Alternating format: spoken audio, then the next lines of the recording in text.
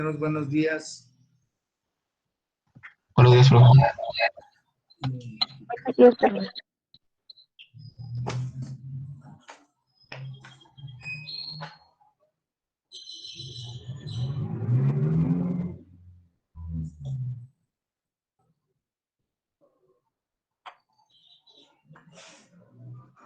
Vamos a continuar, compañeros, para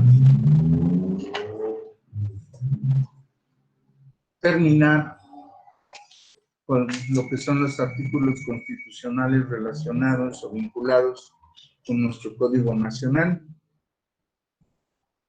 Estábamos en el artículo 21 constitucional y hablábamos de cómo se estructuran las policías, cómo el derecho administrativo entra dentro de las estructuras de los policías. Tenemos lo de la Guardia Nacional, lo de las policías, lo de la Secretaría de Seguridad Ciudadana, lo de la Policía Ministerial de Investigación. Y cómo, ¿verdad? Se tienen que preparar, se tiene que dar una formación profesional a estos policías para que estén aptos para llevar a cabo la función de investigación, de prevención y de persecución del delito.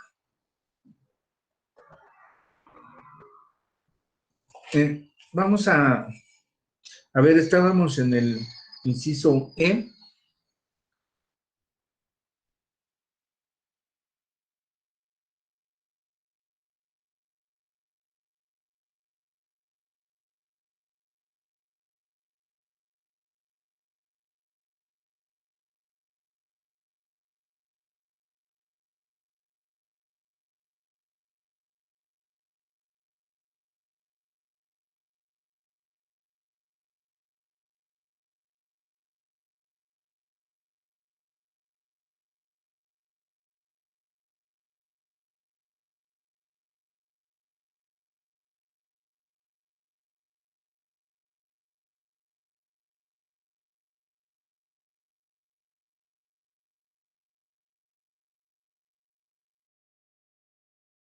Directamente a la Federación, el presidente de la República toma la decisión y le ordena a la Guardia Nacional el que intervenga sin necesidad de pedirle permiso a los estados o sin necesidad de que tenga un oficio de colaboración por parte del Estado.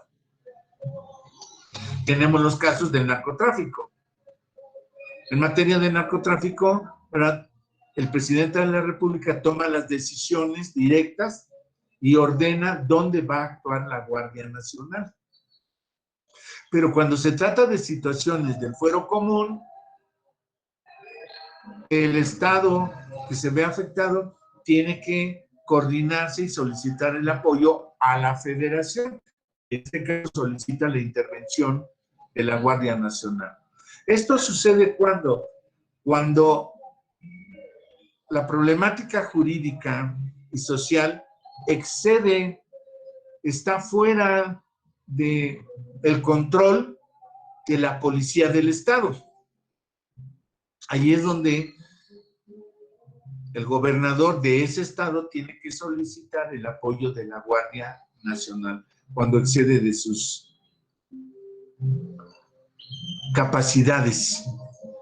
El narcotráfico, por supuesto, que excede de las capacidades de un solo estado.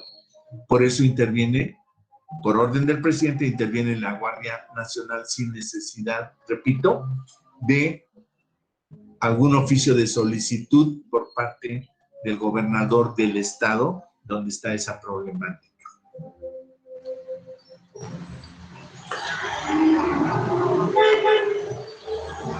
Y lo señala perfectamente cuando dice que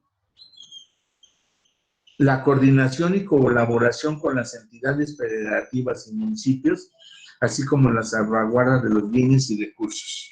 Es decir, cuando se trata de los bienes y recursos de la Federación, interviene directamente el presidente de la República ordenando a la Guardia Nacional. Cuando hay un problema social que afecta a un estado, el gobernador tiene que solicitar el apoyo de la Guardia Nacional. Así es como se maneja y se trabaja de acuerdo a la Constitución. Después nos dice el tercer párrafo de este inciso E. La ley determinará la estructura orgánica y de dirección de la Guardia Nacional, que estará adscrita a la Secretaría del Ramo de Seguridad Pública, que formulará la Estrategia Nacional de Seguridad Pública y los respectivos programas, políticas y acciones. Ya comentábamos, ¿verdad?, que el Ejecutivo tiene que tomar a través de la seguridad, de la Secretaría de Seguridad Pública Federal, deberá de tomar las políticas de cómo debe de actuar y marcarle las directrices a la Guardia Nacional. Ya comentábamos cuál es esa pequeña discusión que a veces se tiene.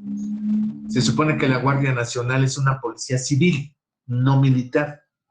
Pero decíamos, se viste como militar, actúa como militar, toma acciones como militares. Pues, ¿de qué estaremos hablando? Entonces, ¿será civil o será militar? Esa es la disyuntiva que a veces se presenta o que se maneja en cuestiones de carácter político, de carácter de fenómeno social en un estado o incluso a nivel nacional. ¿Qué es lo que ha pasado, compañeros? Si ustedes lo han visto, ¿qué ha pasado ahora con la pandemia a nivel nacional? ¿Quién resguarda las instalaciones donde están las vacunas? ¿Acaso lo hace la policía municipal? ¿O lo hace la policía estatal? No. Fíjense que lo hace la Guardia Nacional. Si ustedes checan en las cuestiones mediáticas o en las cuestiones de información a través de la televisión, van a ver que quien resguarda las instalaciones donde están las vacunas es la Guardia Nacional.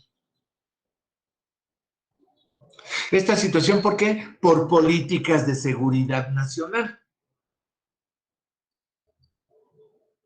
Es decir, tenemos un problema que afecta a la nación. No afecta nada más a un estado, sino afecta a todos los estados que conforman ese pacto federal, que son parte de la República Mexicana.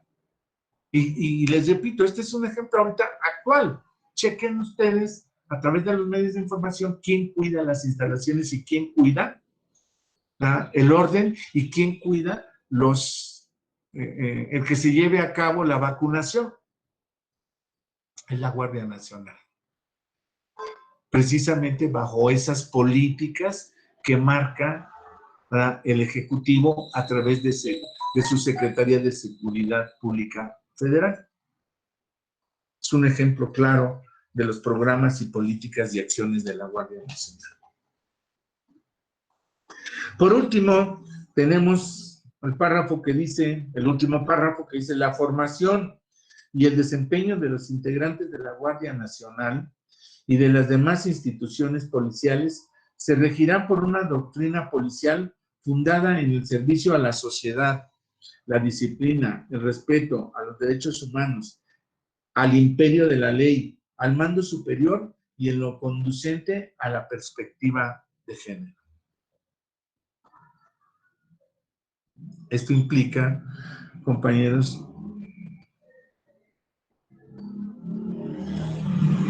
que señala la Constitución, en primer lugar, de acuerdo a nuestro artículo primero constitucional, que la primera doctrina que debe tener cualquier policía, llámese Guardia Nacional, llámese Ejército, llámese Marina, llámese Policía Estatal, Policía Municipal, cualquier tipo de policía, su primera doctrina es, hoy, de acuerdo al artículo primero constitucional, es garantizar los derechos humanos. ¿Por qué? Pues porque así lo ordena el artículo primero constitucional. Lo primero que debemos de respetar son los derechos humanos. Entonces, la primera doctrina que debe de tener la policía, cualquier policía, debe de ser eso, el respeto a los derechos humanos. Por supuesto, también nos habla del servicio a la sociedad. ¿Qué pasó en Tabasco? ¿Qué pasó cuando hay inundaciones? ¿Quién interviene? La Guardia Nacional. Es la que va a ver que no haya robos, que no haya despojos, que no haya situaciones delictivas mientras está sucediendo esos desastres naturales. A eso se refiere del resguardo a la sociedad. Apoyar a la sociedad en ese sentido. Ahí fíjense que no actúa como investigador del delito. La Guardia Nacional actúa, o las policías actúan como preventivos del delito.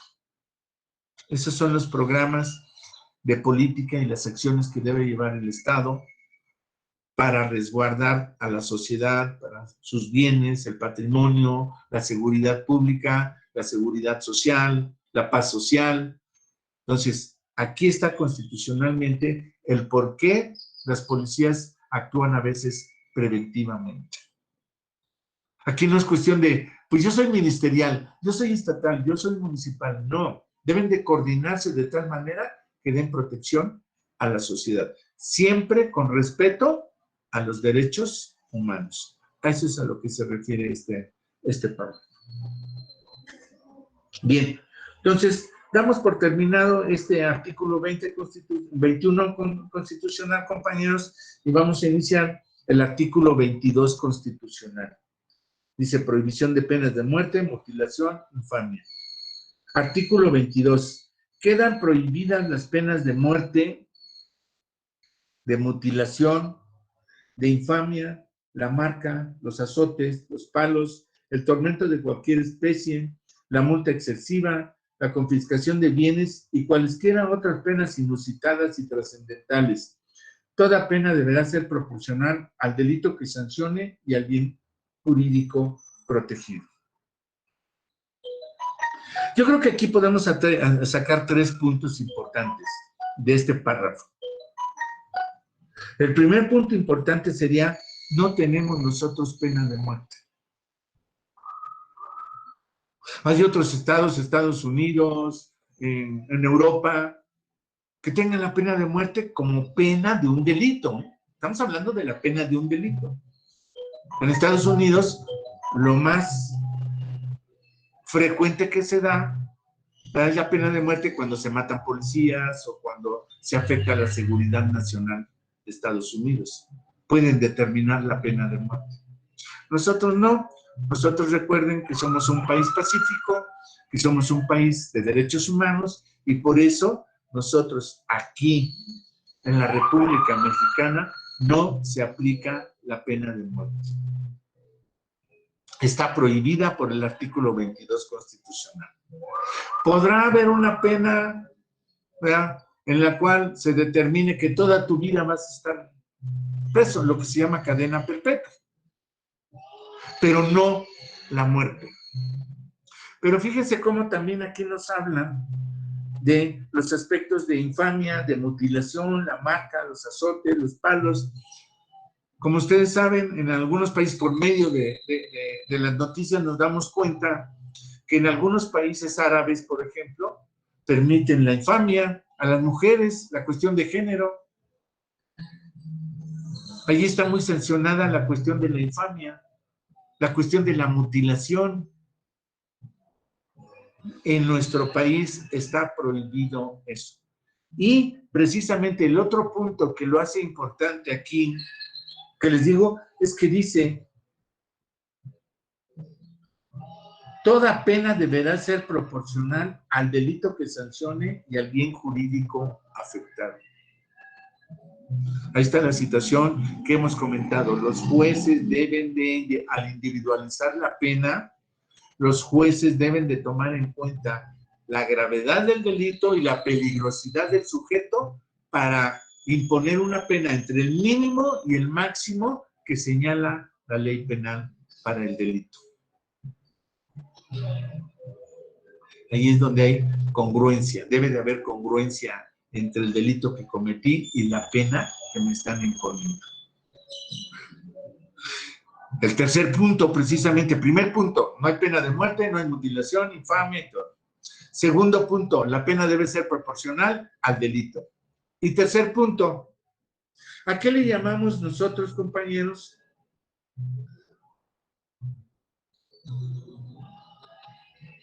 Penas inusitadas y trascendentales. Ese es el tercer punto. ¿Qué es una prueba? ¿Qué es una pena inusitada y trascendental?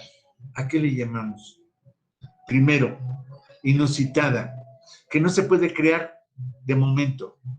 Acuérdense, tenemos el principio de tipicidad. No puedes crear tú una pena inusitada.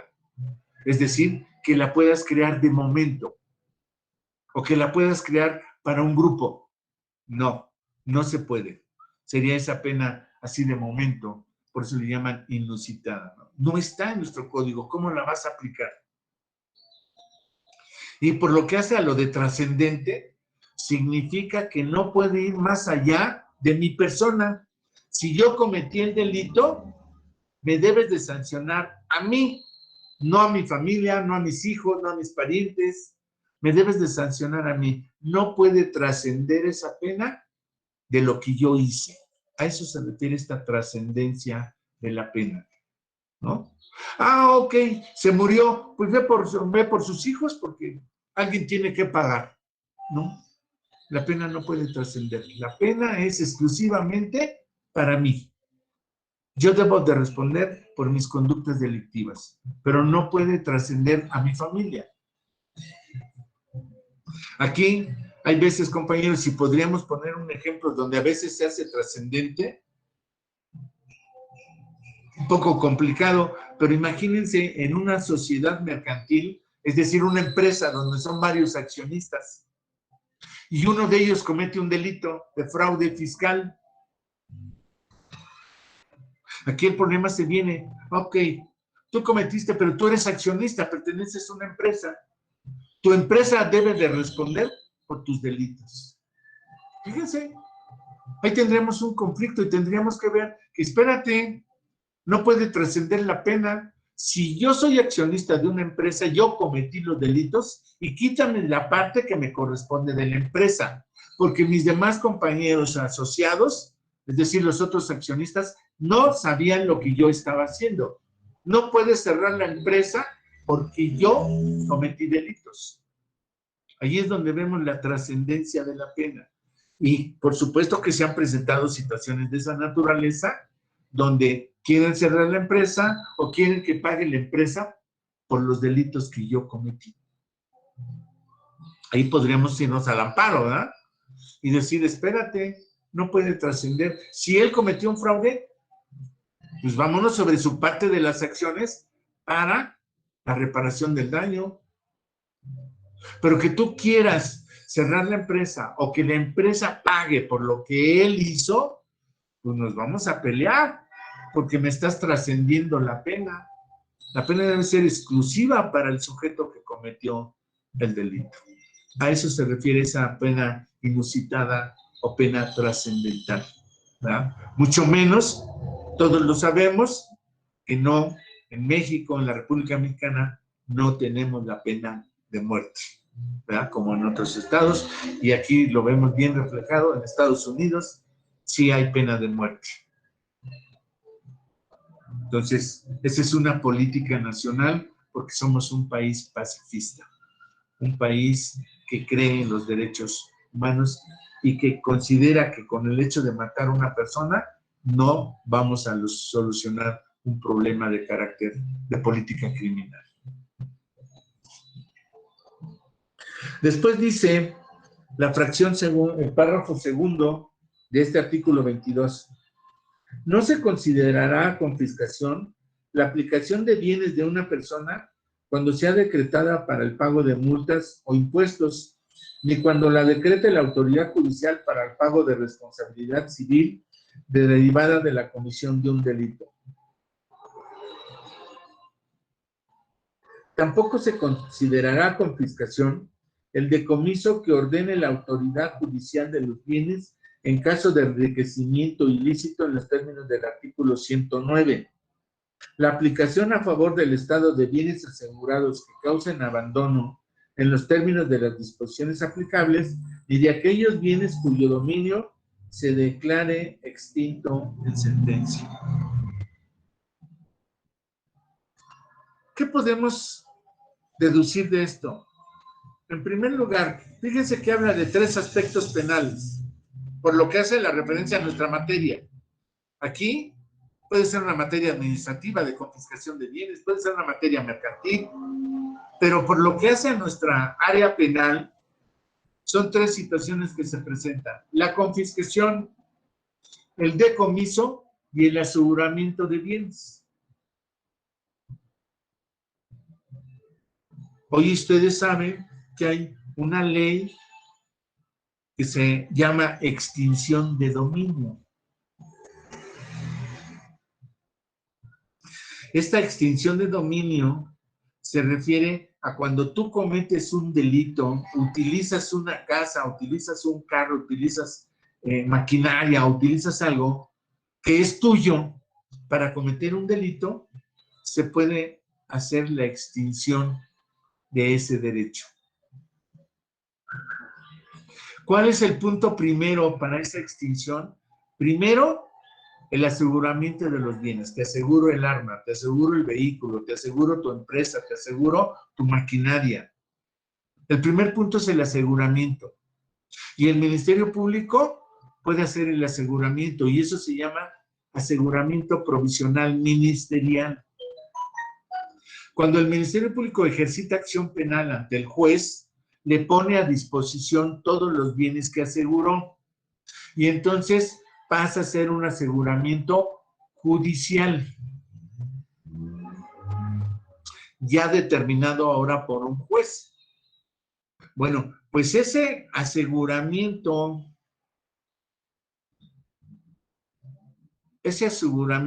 provisional que después pasa a ser judicial, es lo que en sentencia va a determinar el juez que se decomisan los bienes. Es decir, si yo te aseguré una cuenta bancaria, te aseguré una empresa, te aseguré material, te aseguré arena, te aseguré, no sé, algún material químico o algo, en sentencia el juez te lo va a decomisar. Aquí nos viene la situación cuando hay confiscación. Entonces, ¿cuál es la diferencia entre decomisar y confiscar? Aquí es el punto. Estamos hablando de un aseguramiento provisional ministerial, estamos hablando de un aseguramiento judicial y estamos hablando que en sentencia nos decomisa. ¿Cuándo se da la confiscación? La confiscación se va a presentar, compañeros, cuando hay una afectación a la sociedad y esta puede causar una problemática a la seguridad nacional. Imagínense, por ejemplo, ¿no? Es más, no sé si ustedes, a lo mejor no les tocó vivir esa situación, pero ¿se acuerdan que antes la Comisión Federal de Electricidad era la Compañía de Luz y Fuerza del Centro? Es decir, no existía la Comisión Federal de Electricidad. Bien, cuando se hace el cambio de la Compañía de Luz y Fuerza del Centro, se confiscan todos los bienes que pertenecen a la Compañía de Luz y Fuerza del Centro, se confiscan. Es decir, pasan ahora el Estado bajo esa potestad, confisca todos los bienes de la Comisión de Luz y Fuerza, los confisca para efectos de crear la Comisión Federal de Electricidad. Ahí está la materia de confiscación. En cambio, el decomiso es solo una parte que se va a dictar en una sentencia en contra de alguien en forma individual. Hoy en día, a veces no se llega al decomiso porque se crea la figura de la extinción de dominio por comisión de delitos. A eso se refiere esta fracción. Como se los he dicho, compañeros, estamos hablando de una forma general de estos párrafos, de todo lo que hemos visto de los párrafos constitucionales en una forma general. Por supuesto que ustedes dirían, oigan, la confiscación es administrativa, ¿Es civil? ¿Es mercantil? ¿Es penal? No, la confiscación siempre va a ser administrativa. El decomiso en forma individual por el delito siempre deberá de ser penal, judicial penal. El aseguramiento provisional por la comisión de un delito o el aseguramiento judicial por un delito siempre tendrá características judiciales, ¿no? El Poder Judicial, los jueces son los únicos que pueden determinar ese decomiso. Tan es así que incluso, compañeros, cuando hay un delito financiero o fiscal y se aseguran cuentas o se asegura dinero, no sé si ustedes llegaron a oír el famoso problema del chino ¿cómo se llamaba? John Lee, que le aseguraron como 500 o 1,000 millones de dólares. Esos dólares, esos millones de dólares que se le decomisaron, no confiscaron, se le decomisaron al chinito, se dividió en 3 partes. Uno, para la administración de justicia, o sea, lo que es el Poder Judicial. Otra parte para la procuración de justicia, lo que es el Ministerio Público. Y la otra parte para el Ejecutivo. Así es como se dividió ese dinero decomisado.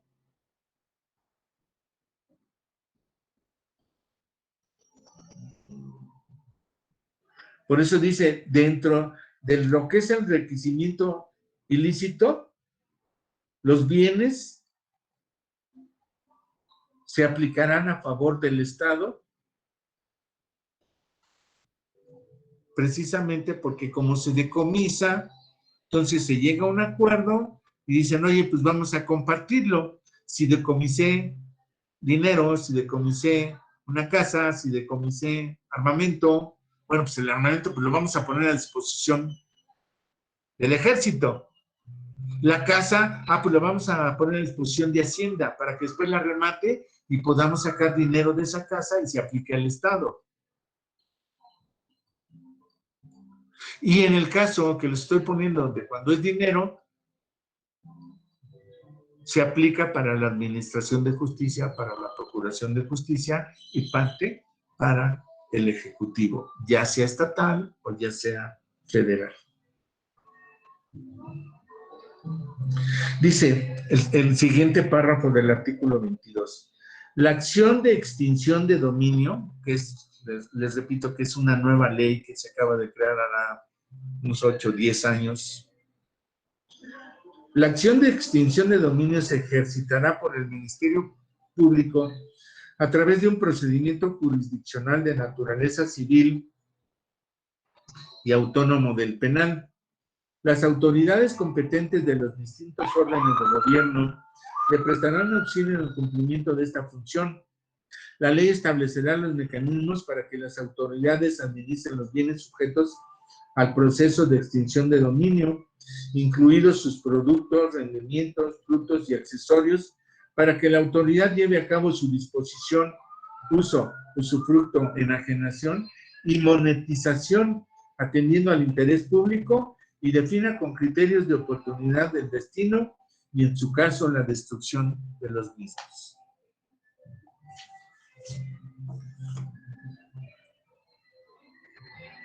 Les voy a poner un ejemplo de extinción de dominio.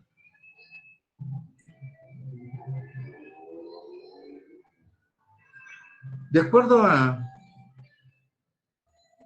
la ley de inmigración, toda persona, sociedad que ayude, que preste auxilio a los migrantes que no estén debidamente acreditados aquí en el país, es decir, que no cumplan con los requisitos del Instituto Nacional de Migración, y los alojen en su casa o los alojen en el hotel en forma ilícita, es decir, que no cumplan con los requisitos, pues entonces vamos a asegurar el hotel o vamos a asegurar la casa donde están hospedados estos migrantes. ¿Qué vamos a hacer con la casa? Ah, bueno, vamos a crear, de acuerdo a este artículo, a este párrafo, el Ministerio Público va a presentar una demanda de extinción de dominio ante el juez, ante un juez civil, y le va a decir que esa casa quiere que se declare que se extinga el dominio de la persona que es propietaria para que entre en favor del Estado. ¿Por qué? Porque esa casa sirvió para la comisión de un delito. Y entonces, si ustedes se fijan, ya no es nada más el decomiso penal, sino que ahora, de acuerdo a esta ley de extinción de dominio, el Ministerio Público tiene que demandar para que un juez sea el que determine que esa casa deja de ser propiedad del dueño del hotel o de la casa. Y entrará a favor del Estado. Hoy actualmente, compañeros, hay muchos juicios que se llevan a cabo tanto en el Poder Judicial Federal como en el Tribunal Superior de Justicia de la Ciudad de México por estas causas de extinción de dominio. Imagínense una situación donde ustedes son dueños de una casa que tiene, o de un edificio que tiene 5 departamentos, y en uno de los departamentos que ustedes rentan, le rentan a un sujeto, ahí se procesa droga, se elabora droga. Y entonces dice el Ministerio Público, bueno, pues como en el edificio se elaboraba la droga, voy a plantear la extinción de dominio del edificio. ¿Qué vamos a hacer nosotros como abogados? Vamos a decir, no, espérate. Cuando nos contratan para una extinción de dominio, vamos a decir, espérate, Ministerio Público. Si bien es cierto, yo le renté el departamento para un fin de habitación y él está elaborando droga, pues yo no sabía que le estaba elaborando. ¿Por qué me vas a quitar todo mi edificio si el sujeto está elaborando droga? Vean ustedes, ahí hay un conflicto civil, una problemática civil.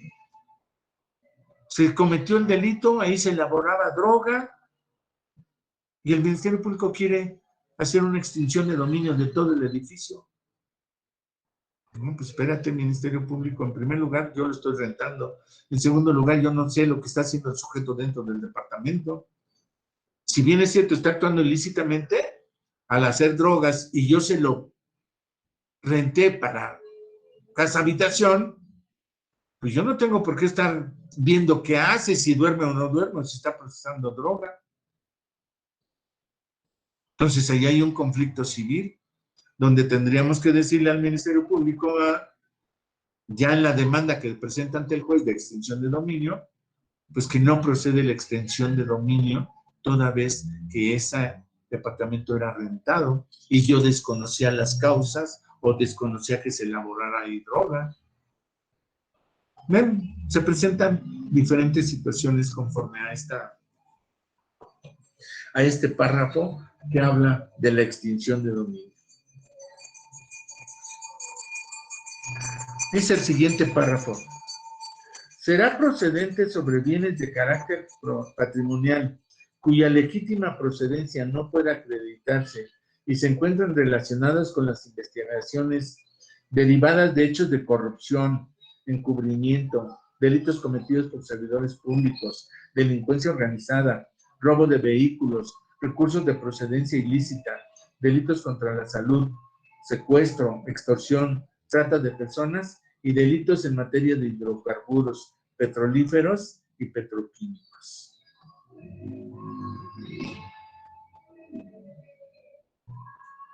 Es decir, aquí ya nos clasifica, nos encierra la Constitución y nos dice, la extinción de dominio nada más procede en estos casos.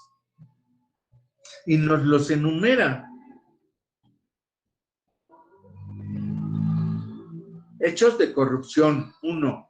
2. Encubrimiento. 3. Delitos cometidos por servidores públicos, o sea, lo que es el enriquecimiento ilícito. 4. Delincuencia organizada. 5. Robo de vehículos. 6, recursos de procedencia ilícita, todo lo que es el lavado de dinero. 7, delitos contra la salud, todo lo que es el narcotráfico. 8, secuestro. Pues es lógico que piden dinero, ¿verdad? O se apropian de casas o de objetos y todo por el secuestro. 9, extorsión. Cuando pedimos o hacemos algo que obligamos a otra persona a realizar. Trata de personas y delitos en materia de hidrocarburos petrolíferos y todo. Entonces, vean ustedes, nos da 11 formas u 11 situaciones en las cuales nosotros podemos solicitar la extinción de dominio. Importantísimo. En materia penal se da esto, pero como pan caliente. Por último, nos dice el último párrafo de este artículo 22. A toda persona que se considere afectada se le deberá garantizar el acceso a los medios de defensa adecuados para demostrar la procedencia legítima del bien sujeto al procedimiento. Es decir, si ustedes se fijan aquí, lo señala perfectamente la Constitución. Ojo, dame el origen de tu dinero, dame el origen de tu propiedad, dame el origen de tu posesión, dámelo. Ok, tú cometiste el delito o se comprobó que no cometiste el delito. Oye, no cometiste el delito, pero tienes muchos bienes. Demuéstrame, te doy el derecho de defensa para que me acredites el origen de ese dinero, de esa propiedad, de esa posesión, ¿verdad?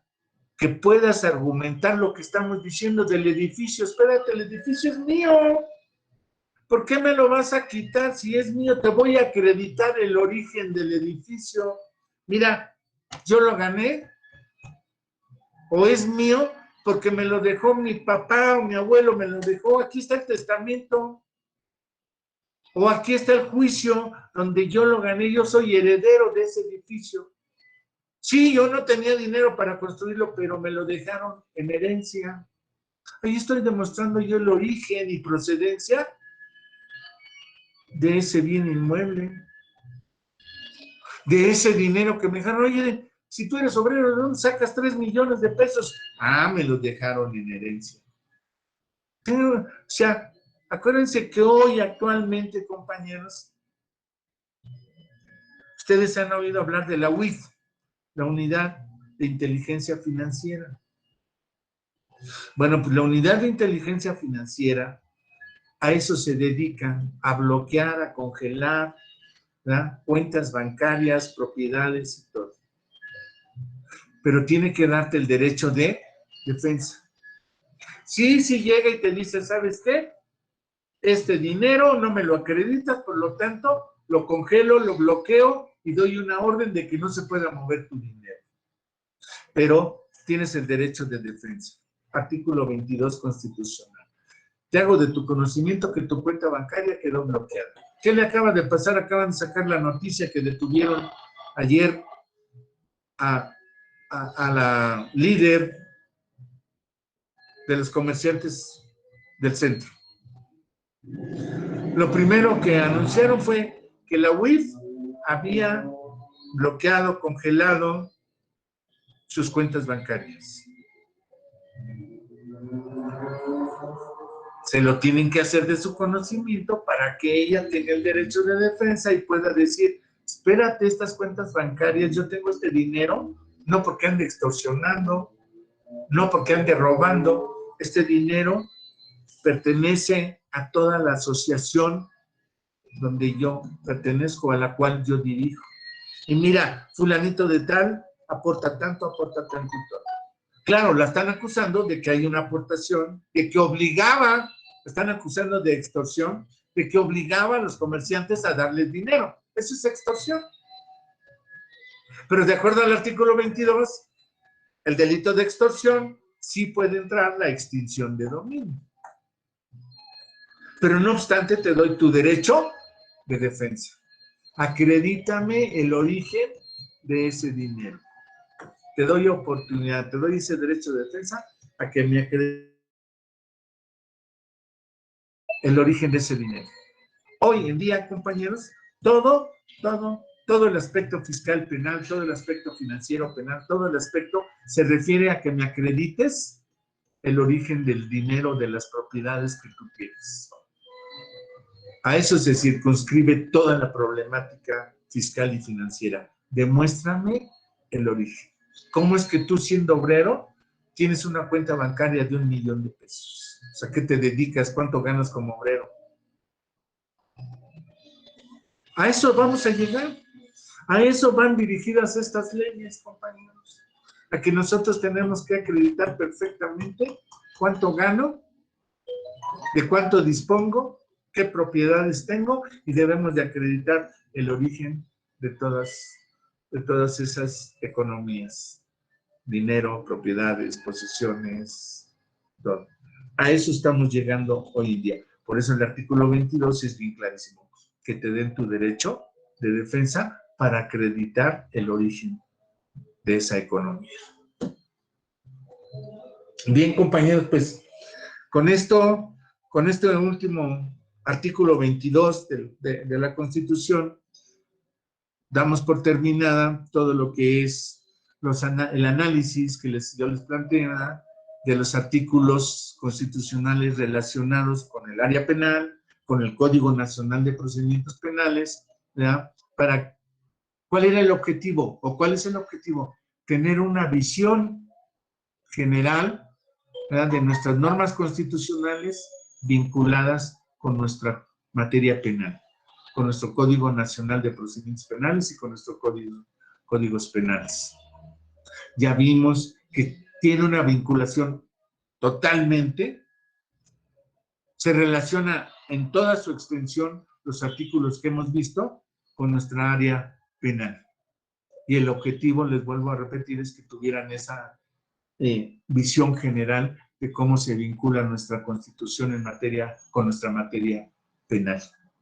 Ya vimos los sujetos, ya vimos las formalidades, ya vimos los procedimientos, ya vimos los principios, ya vimos el juicio oral, ya vimos los derechos del imputado, los derechos de la víctima, en forma general.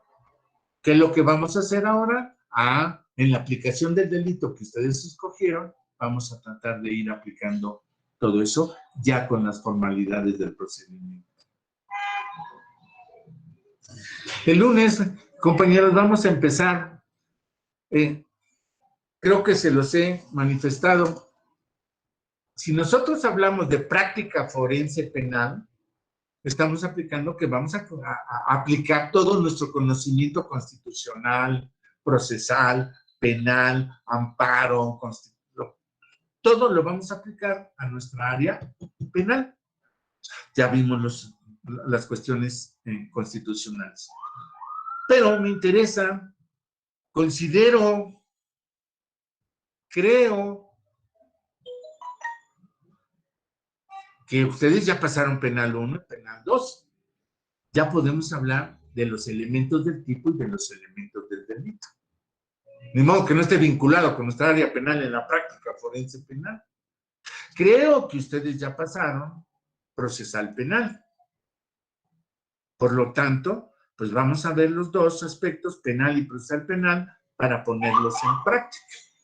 Para así irnos directamente a las audiencias, ¿verdad? ¿Qué tenemos que hacer en la audiencia inicial? ¿Qué tenemos que hacer en el auto de vinculación? ¿Qué tenemos que hacer en la investigación complementaria? ¿Qué tenemos que hacer en la audiencia intermedia? ¿Qué tenemos que hacer en el juicio oral? Esa es la aplicación ya directa de todo lo que sabemos. Por lo tanto, el lunes yo quiero, y va a ser a través de lista, compañeros, porque necesito hacerlos participar. No se trata nada más de que escuchen, sino de que participen, ¿verdad?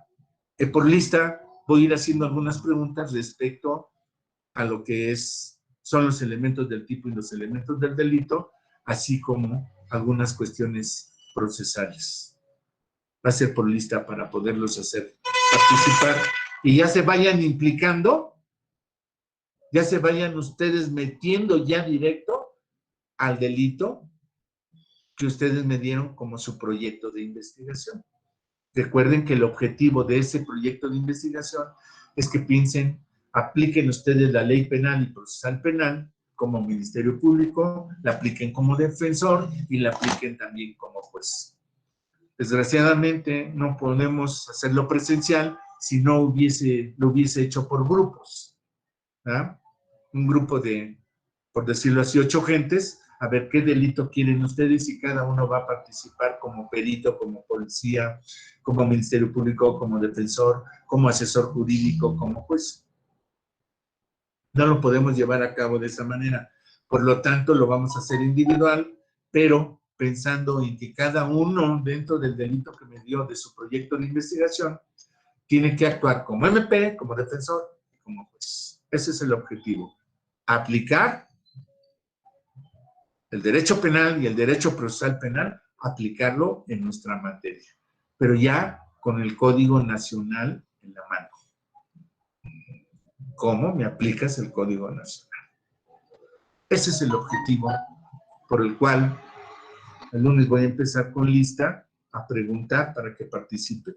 Por supuesto, recuerden que esta participación, así como los demás datos que yo deje de investigación, pues van a contar para su calificación. Entonces, pues nos vemos el lunes, compañeros, que tengan un excelente fin de semana. Nos vemos el lunes. Está bien, profesor. Hasta luego.